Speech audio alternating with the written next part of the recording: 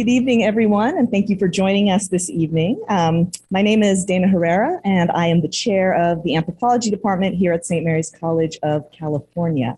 It is my pleasure to introduce my colleague, Associate Professor of Anthropology, and our 2021 Early Career Scholarship and Service Award winner, Dr. Anna Corwin, who will be reading from her new book, Embracing Age: How Catholic Nuns Became Models of Aging Well.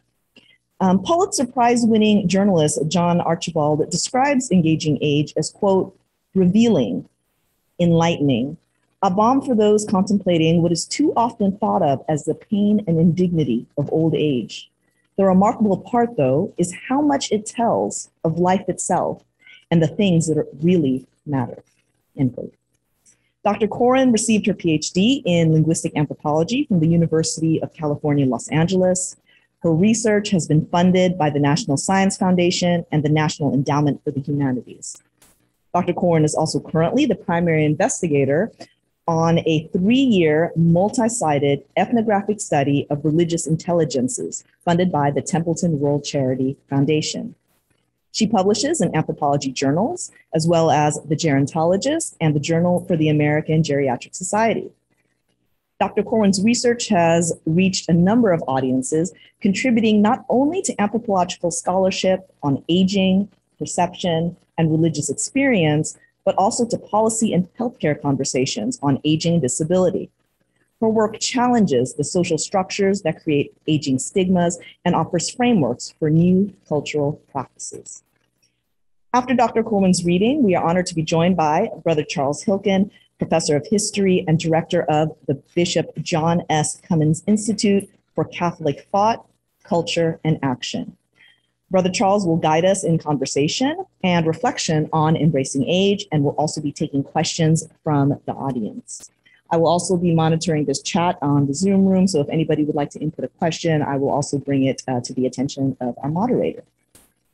After the event, Dr. Corwin will be available to sign your books if you've brought them, and our sponsor, Orinda Books, will be available with copies for purchase. And so without further ado, I'd like to introduce Dr. Anna Corwin.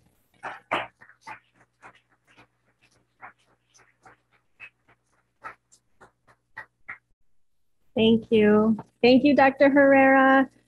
There is no more generous human and chair. I could not have asked for a more generous, welcoming, supportive department and chair. So thank you, Dr. Herrera, for that introduction. So I'm going to read a little bit from my book today. I'm so happy to see those of you who are in the room, and hi to those of you on Zoom. I'm going to read a little bit from the introduction and the conclusion, and then I'll get to talk with Brother Charles a little bit. Okay, so here's from the introduction. One morning, I witnessed my daughter noticing the signs of her body aging, growing taller, suddenly able to spit toothpaste into the sink without the stool under her bare feet. She erupted into peals of joy, hollering, "Look, look, I'm older." For my young daughter, aging is a thrill, filled with new cultural practices and opportunities. She has learned the cultural script of a life course in the United States. Babies become toddlers, toddlers grow into children who become old enough to go to school, to become teenagers, and then young adults, and so on. Each transition is marked by new cultural expectations and practices. Like most children, my daughter is eager to embrace the signs of aging that allow her to move through these stages. Last year, I sat on the edge of the bed and watched my 98-year-old grandmother's gaze rest on her hands.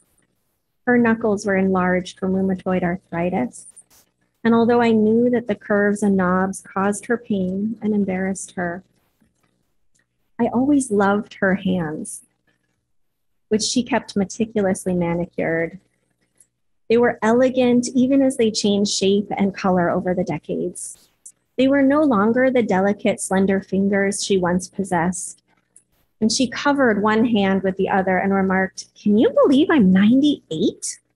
She seemed confounded by her age, not sure what it was supposed to feel like, not sure how to make sense of being old. Her rhetorical question speaks to the mysterious experience of how the passing of time translates into the experience of aging. It also reveals something about mainstream American culture. After she raised her children, concluded her career, and retired at 80, there were few clear cultural practices for my grandmother to look to make sense of this stage of her life. Her question pointed to another question. What does it mean to be old? Even at nearly 100 years of age, my grandmother was a mensch. She was perfectly coiffed. She had short feathered hair and sharp glasses perched on the bridge of her nose. She always wore a collared shirt, crisply starched under a cashmere sweater that was rolled up to her past her wrists. She possessed an unparalleled grace and composure. Although her ability to walk became limited, she continued to read voraciously. She consumed the New York Times cover to cover, back to back, front to back each day, however that New York Times is organized. When we visited her, she would engage my two children in play from her bed. She would animate these tiny cars, rolling them over the quilt while the children giggled. She was an aggressive competitor to find Waldo in the popular book, Where's Waldo? But growing older was not easy. Her ability to walk and physically navigate the world waned, and her social networks constricted. She vehemently rejected her friends' invitations to leave her home and move to a retirement community. She adored her home and was determined to live there until her last days. But as is typical in American families, her children and her grandchildren lived in homes of our own. Many of us were plane trips away. Living at home meant that my grandmother lived an increasingly isolated life. The majority of her friends had died, and the few who were alive could not visit her any more readily than she could visit them. She was profoundly privileged to have the assets to have in-home care from an amazing caregiver, but most of her days were spent alone with a woman who, as much as she may have felt like family to us, was paid to be there. My grandmother's situation was a best case scenario. She was healthy overall. Her memory was sound until her last few weeks, and she had loving family members who called and visited frequently as we could. And she had enough money to continue to live at home. But she was also startlingly alone. Despite calls and holiday visits, days and weeks and sometimes months would go by when she saw no one but the woman that she paid to be there with her. The values that my grandmother held dear were the same ones that rendered her relatively isolated. She valued her independence and her control over her life and her space. These are values that resonate with many Americans. Being independent, being in charge of her home and her food and what she wore and where she went, and being able to work until she was 80 years old. All of these things were things my grandmother really valued. To give them up, to live in community outside her home, would mean that she would have to give up her independence and her total control over her surroundings. And yet, as my 98-year-old grandmother grew older, her children and grandchildren wondered how long she would be able to live in her home and how unbearable it would be if she were to be forced by an illness or an ailing body or a depletion of funds to move out of her home. These were very difficult conversations for my family to have. And speaking about what would happen if my grandmother declined or speaking about her decline that we witnessed happening, felt like it was an affront to her person. When family members noted aloud that she was declining, that her memory and her body were fading, these conversations were usually held quietly, outside of her earshot. We struggled to know how to talk to each other and how to talk to my grandmother about her aging process. As Americans, we did not have practice speaking about it with even the shadow of the clarity and assurance that I have when I get to speak to my daughter about her aging process. Aging and decline are topics American cultural norms teach us to avoid. When the topic of aging comes up in American conversation, it's often in the context of extolling a person's skill at avoiding aging. You look so good. Oh, she's so active and healthy. You don't look a day over 60. When discussions of aging do come up, they're often framed as if they're a problem. Oh dear, she's losing her memory. Or he's not as active as he once was. Outside of the stream of advice on how to avoid aging, or at least avoid the appearance of aging, American society offers paltry few examples of how to grow older.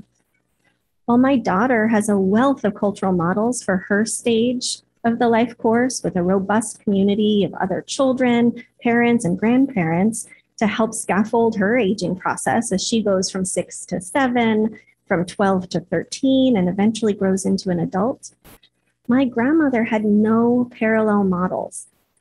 There were no cultural practices for her to look to as she entered older age. When my daughter's a preteen, gazing into the future when she might be a teenager, looking at you, girl, American culture will offer up models for her to consider and compare herself to. Her friends will have quinceañeras and banaya mitzvah. She will see some teenagers rebelling and others sailing smoothly into young adulthood. You're going to sail smoothly, you're going to rebel. There will be books and TV shows that portray adolescents moving through the world. On our last visit, my grandmother looked significantly different than she had 6 months before. Her body sank slightly lower into her pillows and she had an oxygen tube in her nose.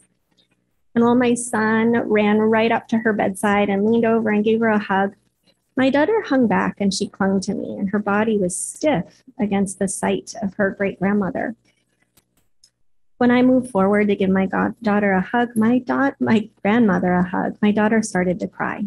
She was scared. In mainstream American culture, as in many post-industrial cultural spaces, children and older adults are segregated from each other in everyday life. Even though my daughter encounters babies and children and teenagers and adults, American kids like her rarely inhabit intergenerational spaces in which older adults in their 80s or 90s are meaningfully interacting with children or young adults. The most prevalent cultural models of aging we encounter in the United States are idealized models of individuals maintaining a process of ageless aging, an unchanging adulthood marked only by the passage of time. This cultural ideal, the model of individuals growing older in years without appearing to age at all, is one that permeates American culture. Think of J-Lo. J-Lo's a great example of this. It's not in the book, but despite these ideals, in lived reality, humans do not grow older in years without visibly aging. In addition to the visible evidence of aging, such as wrinkles, in the United States, 80% of adults experience one chronic disease, and 68% of older adults live with at least 2 chronic diseases. This book examines a community of individuals who experience aging, whose experiences of aging profoundly contrast with mainstream American aging trajectories. Party going on. Epidemiologists have found that American Catholic nuns experience longevity and remarkable health and well-being at the end of their life. They also live in cultural communities that provide a model for how to grow old, how to decline, and how to die. A model that's both embedded in American culture and also quite distinct from other American models, such as the one my grandmother experienced. In mainstream American society, my grandmother grew older in a cultural context in which aging was seen as a problem, a state to be avoided as long as possible, a stage that threatened her ability to exert her values that remain dear to her independence, her autonomy, her control over her surroundings. Aging in American Catholic convents is significantly different. Catholic nuns do not just age more successfully than their peers. Most also practice a culture of acceptance and grace around aging. In many American convents, aging is a natural part of the life course, not something to be feared or avoided. Examining the culture of aging in American Catholic convents reveals that human aging is not simply a biological process. It is not simply a ticking on of years and wrinkling of skin. The physical experience of aging is shaped by how we understand the process that we're going through. The cultural context in which we're embedded shapes our aging trajectories. By examining Catholic nuns, a group that has been documented to age with grace and with positive health outcomes, we see how specific cultural practices shape this process of growing older. A close look at their lives will reveal the connections across culture, language, and the experience of aging. I'm going to turn to give you a little bit of the conclusion. So we're going to skip all the good parts, all the research, and I'm going to just read a little bit of the conclusion. The Franciscan Sisters of the Heart live in a community built on interdependence, shared spirituality, and an acceptance of decline and death. This book has aimed to show that these ideals, community, interdependence, and meaningful decline, reveal themselves in micro interactional moments, in these little tiny moments throughout our lives. They are values that manifest in the nuns' everyday lives as they stay up late to explain to an anthropologist friend of the community how the coffee maker works, and as they pray for the grace to accept what comes, or as they coordinate a game of cards with a sister who in her old age can no longer speak or move as she once did. These practices, just like the prayers that socialize sisters into particular ways of aging, are simple actions that together shape the nuns' experiences at the end of life. In a society where scientific findings are often translated into these seemingly quick fixes, such as eating blueberries every day will improve your heart health, ethnographies like this one provide a different lesson. Rather than isolating single threads that might explain social phenomena or health outcomes, anthropological inquiry reveals how interconnected cultural values and ideas are with our habitual practices, the small acts that we engage in. One of the motivations for you as a reader to pick up this book may have been to think through how you too might age well. The Franciscan Sisters of the Heart are deeply embedded in North American culture. They live in the US, they're practicing Christians, and they're remarkably productive members of society. And yet their transition into old age takes a very different course than that of most Americans.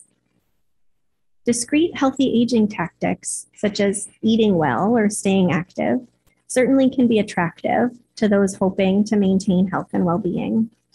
Even if they work, however, they only push decline and death further down the road. Ultimately, all of us who live long enough will encounter decline and the end of life. What the nuns' stories demonstrate is that in a society that continues to stigmatize aging, aging well involves more than just adopting a simple set of behaviors like eating well. Sister Paula's eyes sparkled as she walked down the hall with me, wobbling to accommodate the arthritis in her knees, not because her community had outsmarted or avoided aging. Her eyes shone with joy despite the late hour, despite the recent deaths of her friends, despite the pain of her arthritis, because her life and her community were filled with cultural practices that supported her as she aged. Sister Paula had tools developed over a lifetime that helped her accept her own decline with grace. She held the knowledge that decline and change were essential, natural elements of life. She knew that as she grew older and declined, she would continue to be valued, held by her community, and thanked for her service and her prayers. Well, I've tried to make clear that the nuns' remarkable health and well-being is intertwined with their specific cultural and historical practices.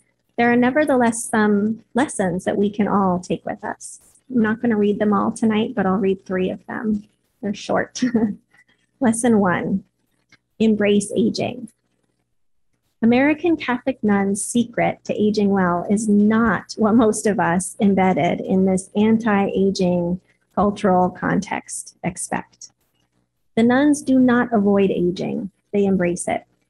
While American cultural models measure successful aging by a yardstick designed to measure the maintenance of youth, the nuns aged well by embracing aging.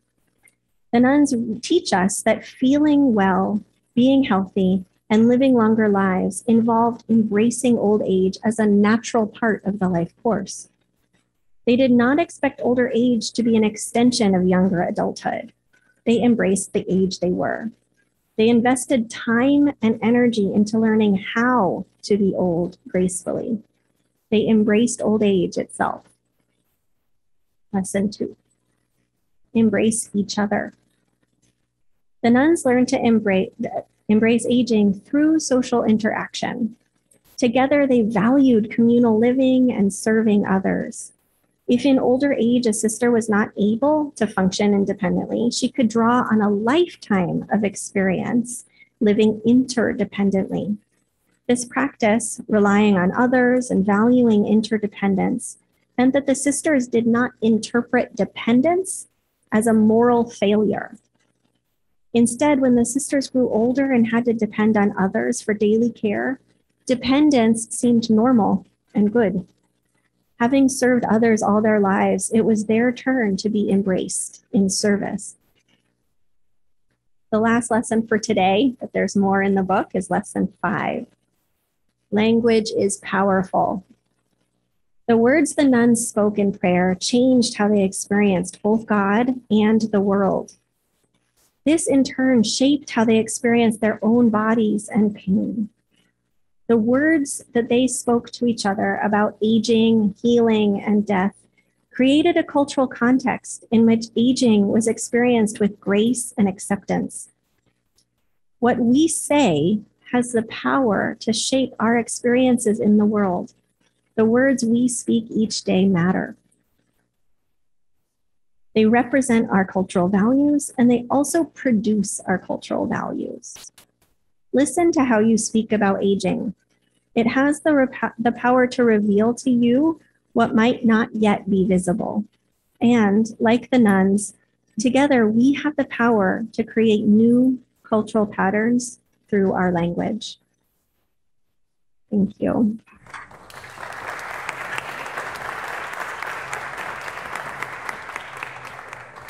So I'll invite Brother Charles up, and I'll move over here. Now I'm much shorter.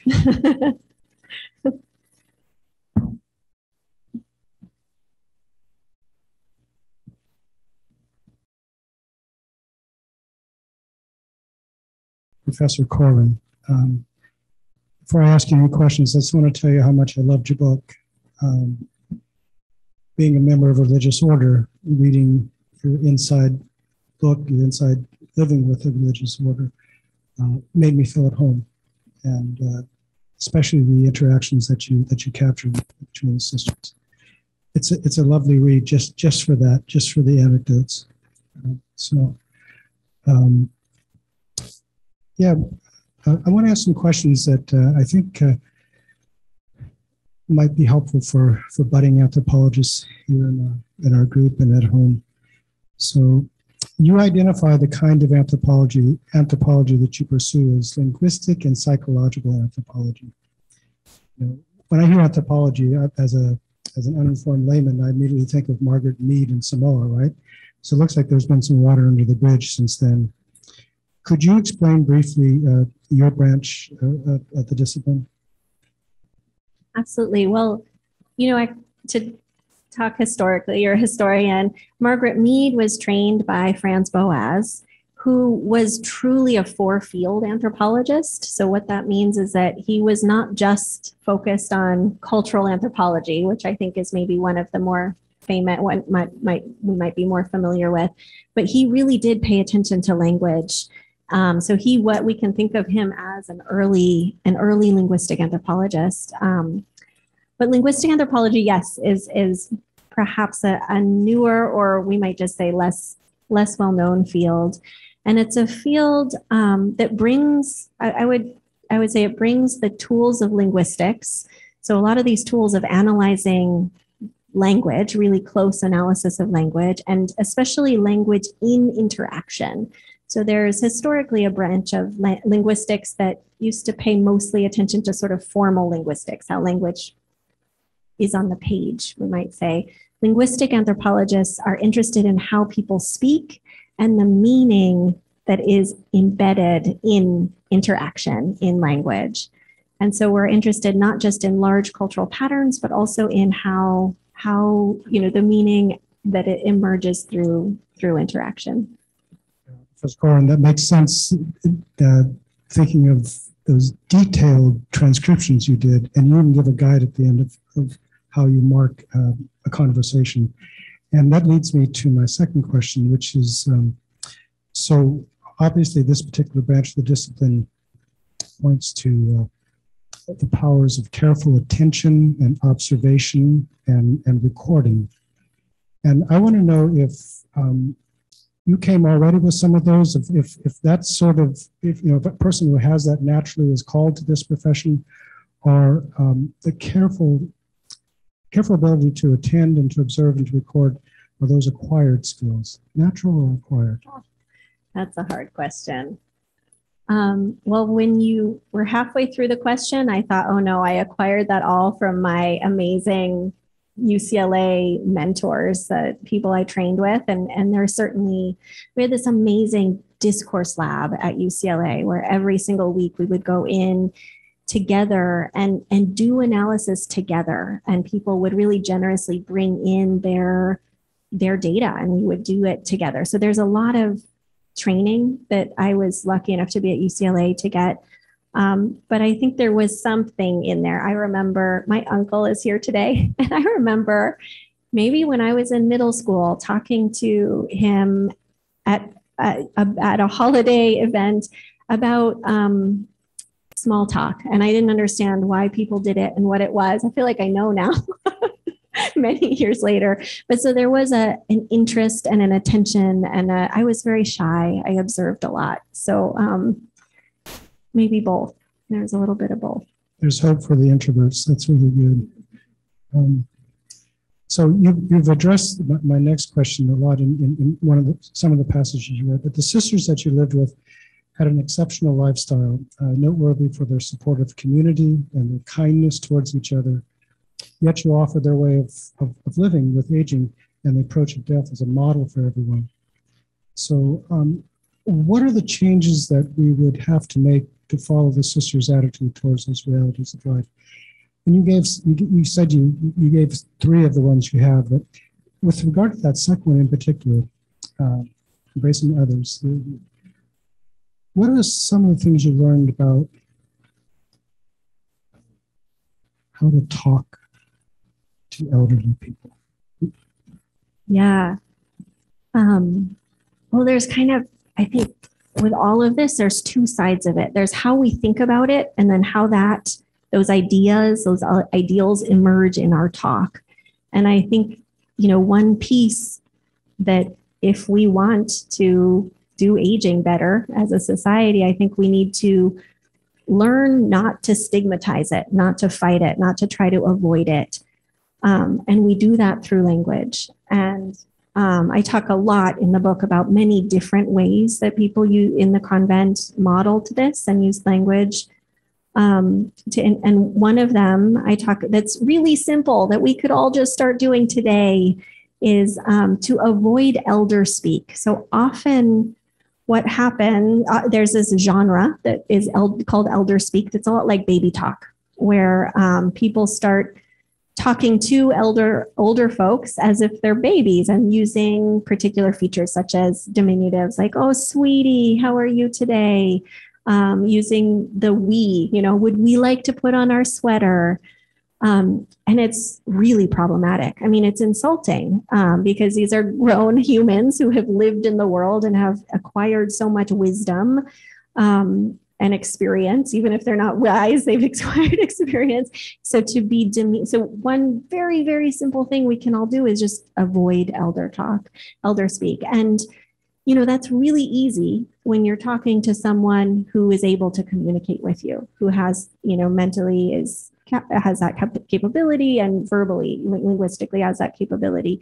It gets a little bit trickier when we're speaking to someone who maybe doesn't have that, who's developed disability or has disability at any age.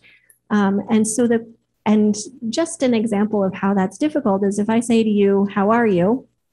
and you don't answer me, or if I say, "Would you like a glass of water?" and you say, "No," and I can't understand you, it becomes harder to engage you as in the way that I typically engage people. And so I don't want to go on forever, but in the book, I do talk about these. I was watching in the convent, they do this. They address their sisters or peers who can't communicate, who have productive aphasia or other reasons they can't communicate. And they use these other strategies to engage in really dynamic, intellectually interesting conversations without reducing it to, "Oh, sweetie, I'll get you some water." And some of the things they do is one example, I'll let you read the book for the rest of them, but one example is telling stories. So maybe if you can't produce a lot, I could come in and say, "Hey, Brother Charles, do you remember when we were doing this thing?" And then you can be engaged. And if you produce, then that's great. You get practice or, engaged. And if you don't, I can just tell you the story and you get to be exposed to and engaged in interesting interaction that is meaningful and linguistically complex and all of those things. Thank you. And one of the special moments of your book is with one of the sisters coaching you in dealing with one of her sisters, having the patience to hear her out, even though she couldn't speak, so to speak. My community discussed a couple of chapters of your book, and elder speak rose to the surface. It's something we'll promise to avoid. Your book is rigorous in its academic discipline, yet you are in touch with spirituality. You say, quote, "There is something ineffable about the love and joy that these women have spent their lives cultivating," close quote. And you also say that you want to learn from the sisters their experiences of the presence of the divine. My question is this new terrain for the social sciences? That's a big one. Yes, it's definitely new terrain for the social sciences.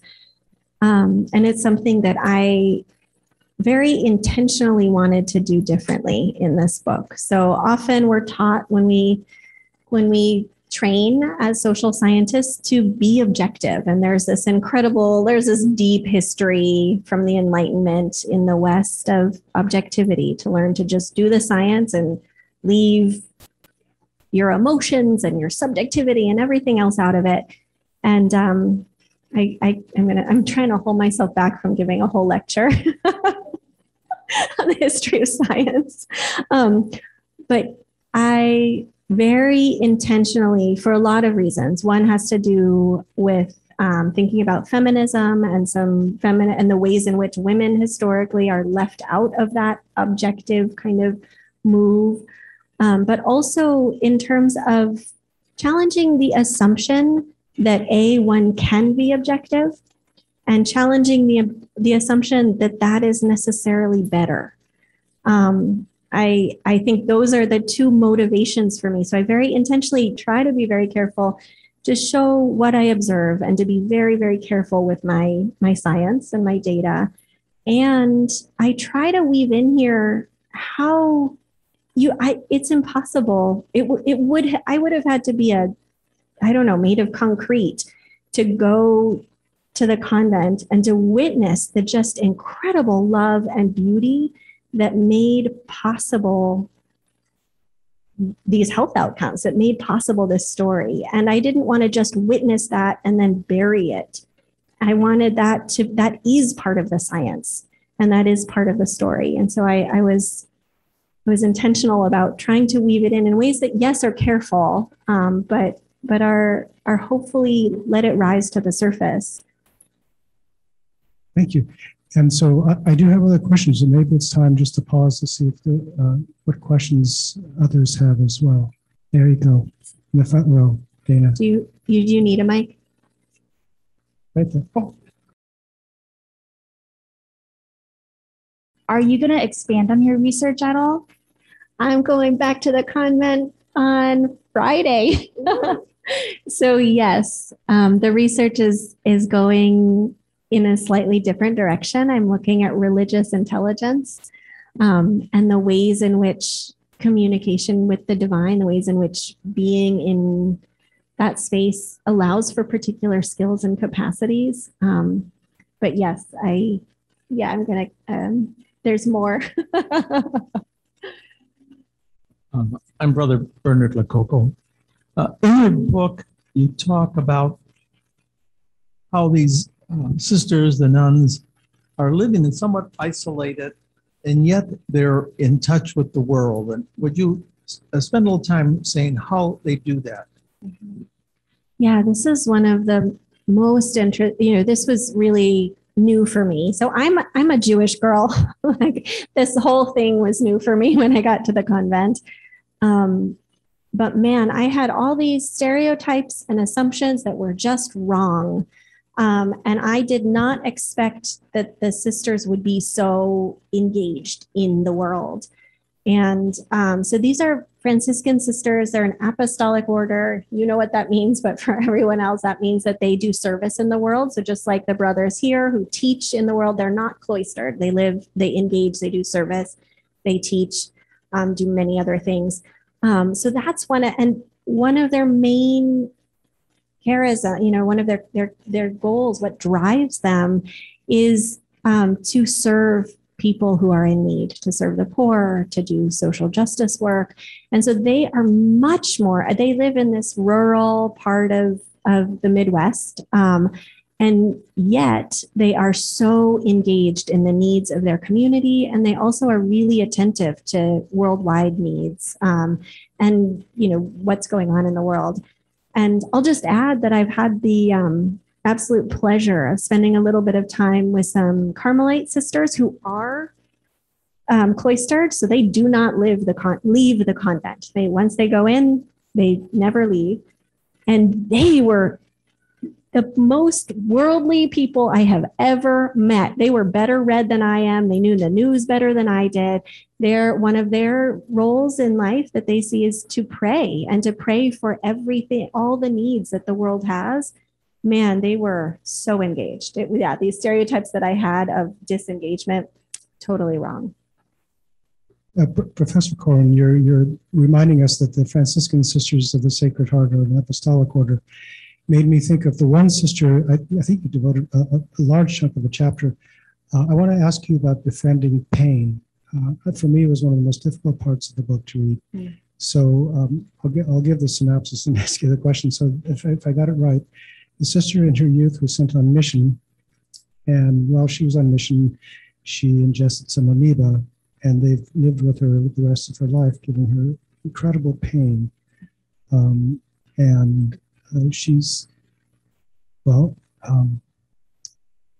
Her solution is to become friends with her amoeba, right? Can you talk about that? That seems like one of the hardest, most challenging aspects of growing old is chronic pain, and what you learned about that. Yeah, thank you. My sister Teresa, as I call, these are all pseudonyms, but that's what I call her in the book. So one of the stories in this book, one of the parts of this book is looking at how the history of the church has changed, has shaped how major changes in the history of the church has also shaped the sisters' experiences in the world. And so part of this story is that Vatican II happened, this big institutional change happened when the sisters who I was working with were midway through their lives. And this was a major shift in their, I think a lot of them would say a renewal of their understanding of theology. But before Vatican II, they had this sense of God as kind of out there as a punisher, as somebody who was watching over them to make sure if they were good or bad. And if they were bad, that was not good. And the sister talked about, previously in her life, feeling like this pain, she just wanted it to go away. She just wanted it to go away. And she kept saying, God, what did I do wrong? What did I do to deserve this? And I think a lot of us, I have had chronic pain that I had to deal with for a couple of decades myself, which maybe drew me to this work. And I can relate to that, maybe not in the particular theological terms, but in terms of feeling like I just want this to go away. What can I do to make this pain go away? And it was a real separation. And for anyone who's been in that space, it does not help. It doesn't help to be fighting it. And Sister Teresa told me this and lived. I witnessed this story. She talked about having this really a mystical experience where she realized that everything, all of creation was God, that the amoebas were also God, and that these amoebas that were causing her pain weren't her enemy, but were in fact also God as much as, and God's creatures as much as she was. And she just had this moment of completely transforming her experience, her relationship with her own body, with the pain, also her relationship with how she understood the divine. And she said she looked in the mirror and she said, sorry. And she said, I am so sorry to these amoebas. And she said, I love you and please forgive me. And not only, that functions on a theological level, but also it changed her experience by having that new experience of forgiveness. The actual pain lessened. So yes, she was still living with pain, but it wasn't as bad as it had been because the meaning around it changed. Thank you. So talking about this episode where part of her life struggle is engaging God, and there's a fascinating part of your book where you were tuning into how communal prayer works, local communal prayer. And I want to ask you what you were trying to learn from that, because the first thing that struck you was when the sisters are in a chapel and they're offering a prayer to God, because that's where prayer goes, you remarked, well, they're obviously saying things that God already knows. They're filling in details he doesn't need, or she doesn't need, whatever God doesn't need. So what were you trying to learn about prayer, their prayer, and what still questions do you have about that? Yes. So that one took me a little while. And because there were all these prayers like, sister so-and-so in room such and such has this exact experience. She's going to come home from the hospital on this day. And so please, and they're speaking to God. And I'm thinking, that's a lot of information. And God is, and so I realized being there for a while, part of the other side. So there was that of like, what's going on with all that information in those prayers? But then also I was noticing that during these casual interactions, no one was ever asking for anything. I did not witness a lot, very, very rarely did I witness a sister saying like, hey, I have this need. Can you help me? Because that would be almost in the convent culture, that would be too much. That would be asking too much. I would be demanding too much. And so I kind of had this question of like, yet mysteriously, the sisters all seem to show up and help each other. And they all seem to know who needs help. And then they go and they show up and they're interdependent in this magnificent way. And it was after a while, I put these two things together and I realized they're praying. Yes, they're asking God for intercession. And maybe those extra details are helping other people who are listening in that room at Mass when everybody's listening, cueing people in, oh, so-and-so has this particular need. And, God may not need to know that they're in room 303, but you might if you want to go visit them and make sure they're doing okay. So it was this wonderful way of encoding needs without these direct requests. So unconsciously realizing that God works through other people, right? Exactly. Yeah. Yes. Other questions? Another question from the group. And Professor Herrera, you have one from at home. From Sally Keene in the chat, who asks, Dr. Corwin, what triggered your interest in nuns? And let's go ahead and bundle that with Anthrokin, Elise, and Aiden, class of 2019, who are asking, did the sisters finish reading the book? And if so, what did they think about it? Well, for any of you students in the room or on Zoom who may be thinking about doing research, I'll say that it is not a straight line. I certainly did not start in graduate school and say, you know what, I'm going to write exactly this book on this topic. I was really interested in how language shapes experience. And so that eventually, I thought, well, a convent is a place where people are repeating language and have habitual practices. That's a great place to study how language shapes experience. And it was once I was there that the aging piece became a clear place that I wanted to spend some time studying.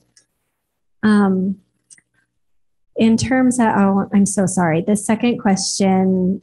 What do they think about the text? Oh, what do they think? Yes, the sisters have read it. I had an absolute terrifying experience just 2 days ago. I was speaking with a sister on the phone who read this very, very closely and knows Franciscan theology inside and out. And I was so scared. And but I said, like, just tell me. And it's actually gone over beautifully. The sisters have been just amazing in their reception. Nobody so far has been mad or told me I got anything wrong. So I'm really, really happy about that. And yeah, they're letting me come back to do more research. So that's a good sign. I think a lot of them feel really seen, which is, feels like the best blessing ever for me.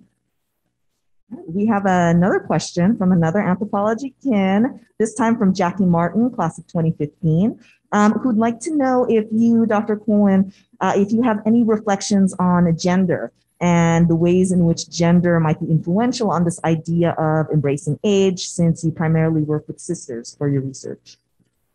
It sounds like a question for Brother Charles. Do you want it?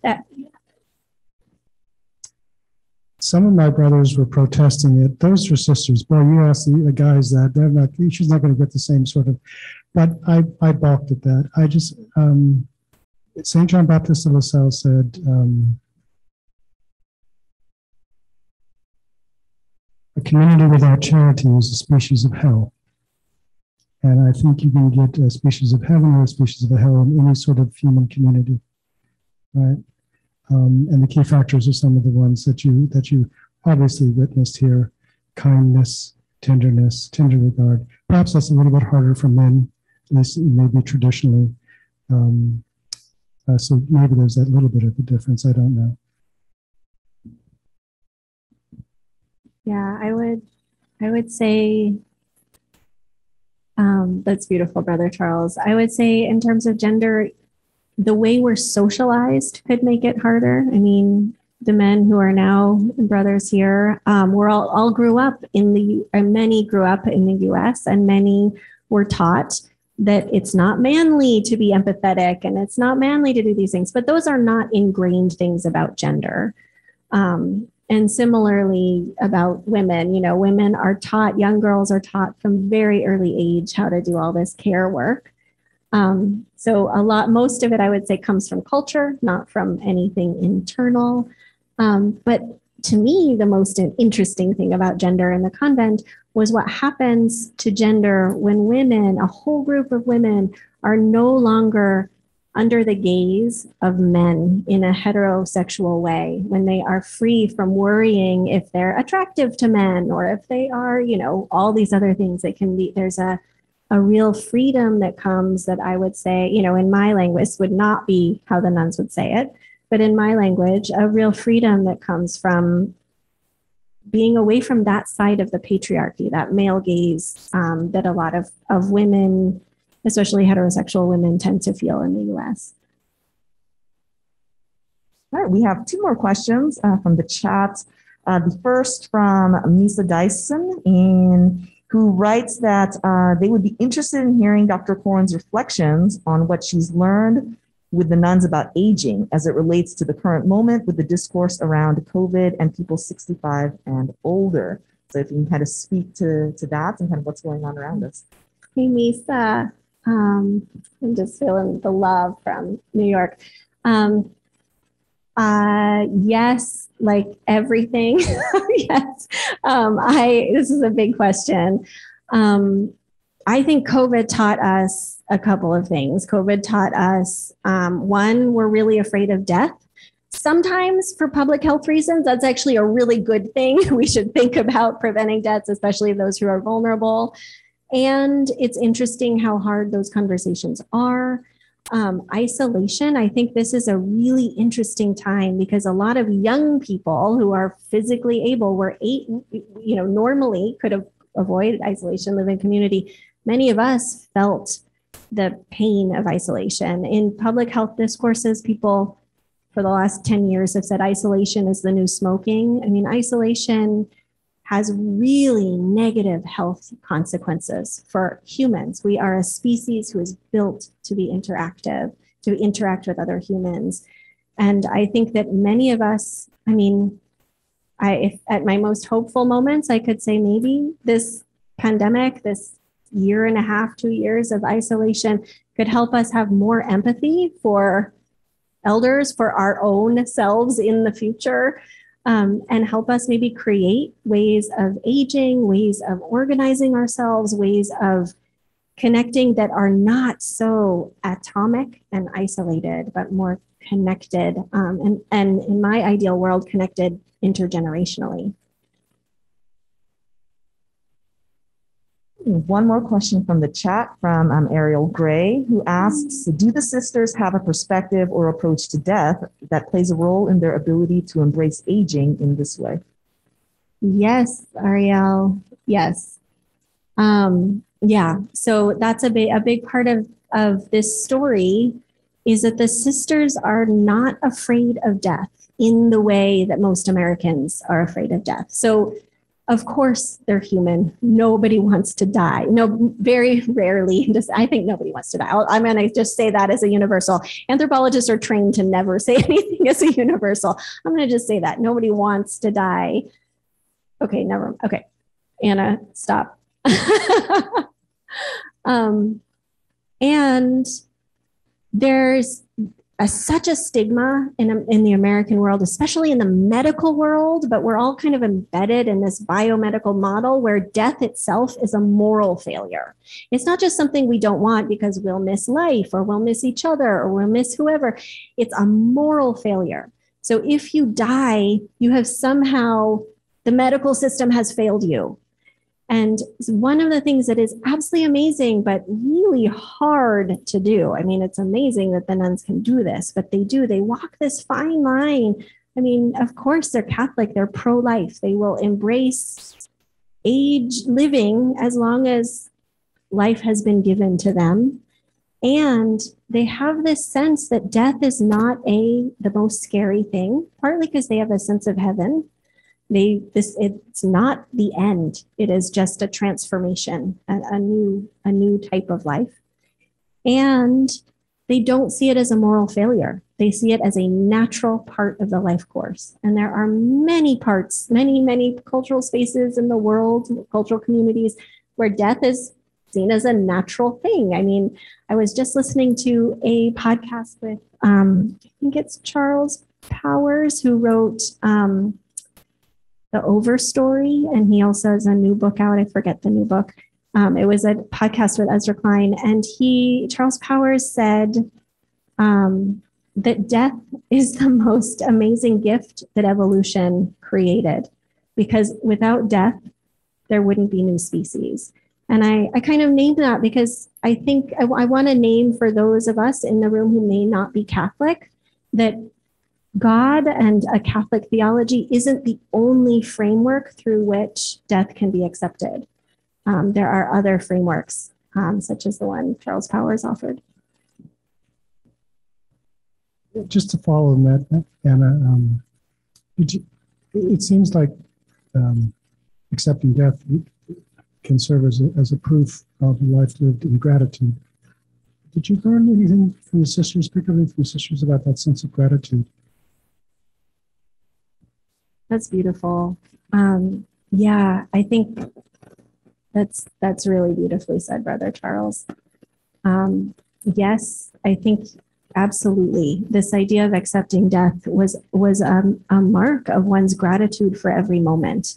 That by accepting both what has been given and the finitude on what has been given, it's a way of marking one's gratitude for just this gift that is not in our control, this thing that is our life. And maybe I'll add, this is less poetic, but also really true. There is so much public health work and so many psych studies that have shown the power of gratitude. Practices of gratitude, whether they are within religious contexts or not within religious contexts, have really powerful effects on health, on well-being, on all kinds of health outcomes. We have another question from the chat from Katya, who asks, do you think elements of the lessons learned from the nuns in embracing age in the institutional setting can be applied in some other way to other institutions, the academy, for example, and if so, how? Yes, it's a great question. Yes, that's my hope with this book, is that, yes, I try to be really clear in here that what I study is very culturally specific. This is a very specific moment. This is a very specific historical cultural moment. The data here that comes out, and I think there are a lot of lessons that we can take from it. I think that we are embedded in the U.S. in this institution, in our medical institutions, in our aging institutions, a lot of our public health policy. We are embedded in this framework in which we imagine that being independent is the most important thing, that being productive is, for as long as we possibly can in this capitalist society, is the most important thing. I mean, think about how many of us feel guilty when we spend an afternoon or a whole day doing absolutely nothing. There's a sense that one has to do things all the time. There's a sense that we have to be in control, that it's bad to ask for help, or we feel guilty when we ask for help, or that we need to be youthful and look good all the time. That may be a gendered thing, this pressure on looking a certain way, looking youthful. And those bigger things, these lessons of how to be interdependent, how to value ourselves when we're not being productive, how to value ourselves, how to ask for help, how to value people who ask us for help, how to have that sense of interdependence. All of these things, I think, could be absolutely transformative if we were to evaluate and then change. And I think it could transform, for sure, our health systems and the way we think about disability and aging, and could have profoundly changed health outcomes for people in those categories. But I think it could also change, I mean, you name that the academy, I think it could absolutely change.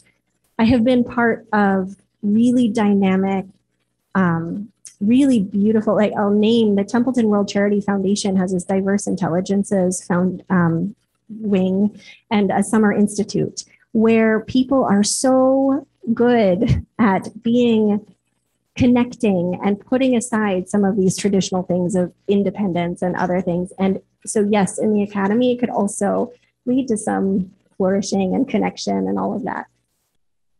So yeah, last question. More of a comment. I think this is the best talk I've ever heard on inviting people to join the convent.